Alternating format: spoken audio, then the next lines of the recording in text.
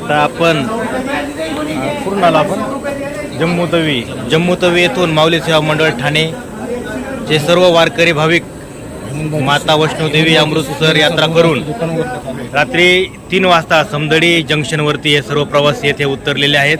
आणि या ठिकाणी हे आमचे हेमंत भाऊ त्यांनी इथे चहाचं दुकान चालू केलेलं आहे.